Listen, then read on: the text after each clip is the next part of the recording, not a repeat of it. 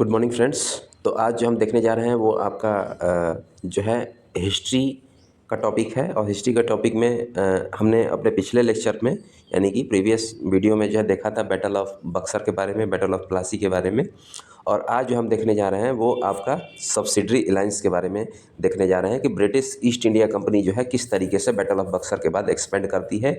और जिसमें जो है आपका लॉर्ड वेलेस्ली जो कि आपका 1798 से और 1805 तक जो गवर्नर जनरल रहते हैं, इनका क्या रोल था आपका, और इस पॉलिसी को लाने में इन्हीं का रोल था। बेसिकली यही जो थे इस पॉलिसी को अप्लाई किए थे और एक्सपेंशन के लिए। तो ये हम देखेंगे। ये वीडियो जो है आपके मेंस के लिए भी, मेंस आंसर राइटिंग के लिए भी इम्पोर्टेंट हो सकता है और प्रीलिम्स के लिए भी इम्पोर्टेंट हो सकता है। ठीक है, तो वीडियो अच्छा लगे तो ज़्यादा से ज़्यादा लाइक करिएगा, सब्सक्राइब करिएगा और शेयर करिएगा।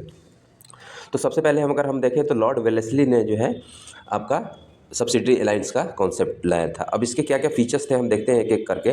तो सब्सिडरी अलायंस बेसिकली एक alliance, policy of subsidiary alliance is equal to policy of indirect rule plus military rule plus foreign policy with the EIC. यानी कि एक तरीके से इंडियन स्टेट को जो है इनडायरेक्टली रूल करने का एक तरीके से प्रोविज़न था, जिसमें कि मिलिट्री और फॉरेन अफेयर जो है वो किसके साथ रहता था, वो ईआईसी के अंडर में रहता था। हम देखेंगे कैसे ये। फिर आपका डोमेस्टिक अफेयर जो था, डोमेस्टिक चीज़ें जो अफेयर था वो इंडियन स्टेट और इंडियन रूलर के अंडर था। इसकी अगर हम फीचर्स की बात करें तो सबसे पहले सब्सिडरी अलायंस में हम देखेंगे कि जैसे British protection of Indian state against the neighbour. जैसे अगर इंडिया का कोई भी स्टेट है तो वो जो है अलायंस करेगा ब्रिटिश के साथ, यानी कि ईस्ट इंडिया कंपनी के साथ। तो उसके बदले क्या होगा कि ब्रिटिश जो है उसको, उस स्टेट को, उस पर्टिकुलर स्टेट को क्या करेगी, प्रोटेक्ट करेगी एक्सटर्नल थ्रेट से। एक्सटर्नल या इंटरनल थ्रेट, अगर ये सपोज करिए मेन स्टेट है, इसका नेबर स्टेट जो है इस पर अगर अटैक कर रहा होता है तो उस समय जो है ब्रिटिश इसको क्या करेगी, प्रोटेक्ट करेगी। इस अलायंस का मतलब ये था। अगर हम सेकंड पॉइंट देखें तो सेकंड पॉइंट में हम देख सकते हैं कि for this British army to be permanently station in the that state. तो परमानेंटली जो है ब्रिटिश आर्मी को क्या करना पड़ेगा, वहाँ पे रखना पड़ेगा।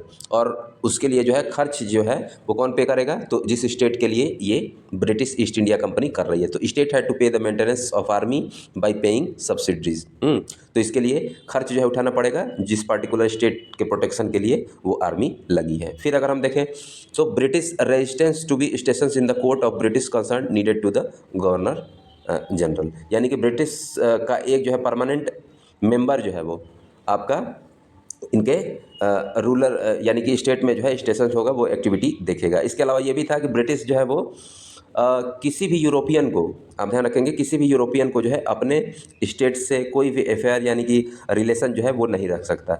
अगर ये ऐसा करता है, ऐसा करना है, तो उसके लिए इनको जो है कंसल्ट करना होता था गवर्नर जनरल से। कंसल्ट करना होता था गवर्नर जनरल से, नेगोशिएट करके तब जो है फॉरेन पावर को किसी से ये रिलेशन रख सकते थे। यानी कि हम देखेंगे आने वाले लेक्चर में कार्नेटिक वार के बारे में, तो उसमें हम देखेंगे फ्रेंच वर्सेस जो है ब्रिटिश था। तो ये देखा जाए तो, या इसके अलावा फ्रेंच, स्पेनिश और जो भी पावर इंडिया में अटैक किए हैं, रूल किए हैं, उनको जो है कहीं ना कहीं रोकने का ये एक तरीके से तरीका था। ठीक है।